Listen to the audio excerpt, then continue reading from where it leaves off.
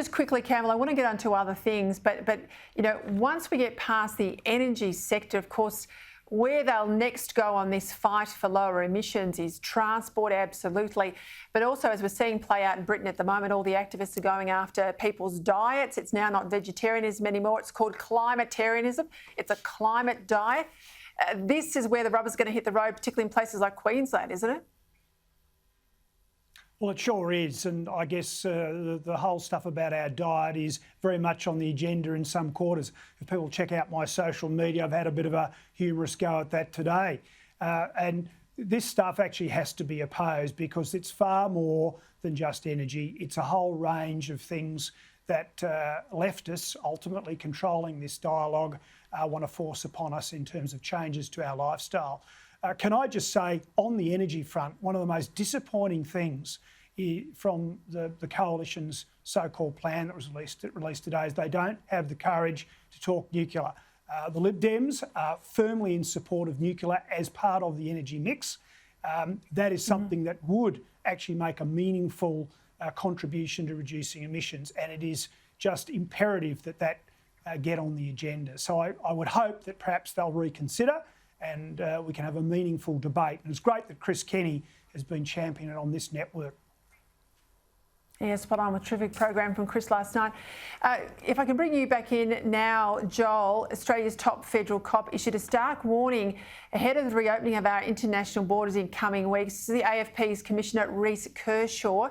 He's just been appointed as well head of the Five Eyes Law Enforcement Group. He says that the resumption of travel back into Australia could give us a wave of drug smuggling and people trafficking. Of course, it'll happen over the Christmas period when young people are out and about. There'll be a lot of illegal drugs in the market. We're told too there's plenty of pent-up demand. This is a concern, particularly for organised crime, isn't it? Yes, it is, Peter, and it's something we need to deal with. We need to properly resource our security agencies, and we need to give them the legislative backing they need to take meaningful action. But it reminds us that the real work is done not so much at the border or once the illicit substance is inside the border, but this work is done beyond the border. And this is where these international relationships are so important. Security agencies in Australia working with their brothers and sisters in other countries. So I hope we are ready. I think we've said on here before, you wonder what we spoke about before COVID came along, and indeed before climate change came along.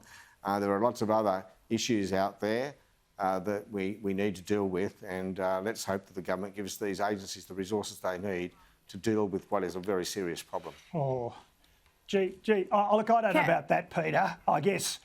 Look, I really had a wry grin when I read that story earlier today. And look, you know, these agencies have plenty of resources. More importantly, they have very tough laws that they could be administering right now. You know, when I was in government, you know, we dealt with criminal gangs, and we showed it could be done, and we didn't give the police a whole lot more in the way of money. And so what we need to see is a lot more get up and go by law enforcement. You know, I say tongue in cheek, oh, it's easy. The answer is keep the border shut. The job's the same. Get on with it and stop this sort of what I saw as an ambit claim for more money and, frankly, unneeded more intrusions on the civil liberties of Australia with more of these so-called tougher laws. So I don't really agree with Joel on that one.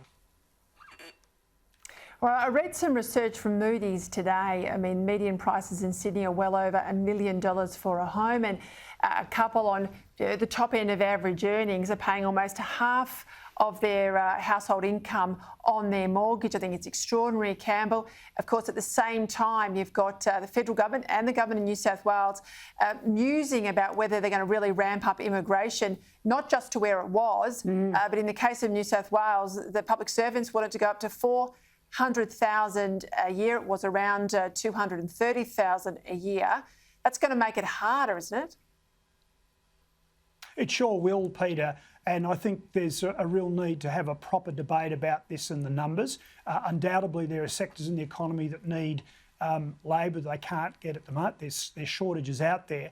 But if we're going to see whatever level of immigration, I'd like to see some proper planning between the Commonwealth and the states and a determined effort to actually go for decentralisation. There are great communities out there across this nation, regional communities, that could absorb more people, and the affordability is there. And COVID has proven one thing, that you don't have to be in the capital city to lead a productive life in all sorts of sectors of the economy. You can live in a place like Bathurst, Orange, Gympie, Bundaberg, Nambour, you name it. You can live in these regional communities and actually have a great lifestyle, perhaps a gentler pace of life in some ways, and there's affordability. So let's not ram everyone into to Sydney and Melbourne in particular, and indeed Brisbane.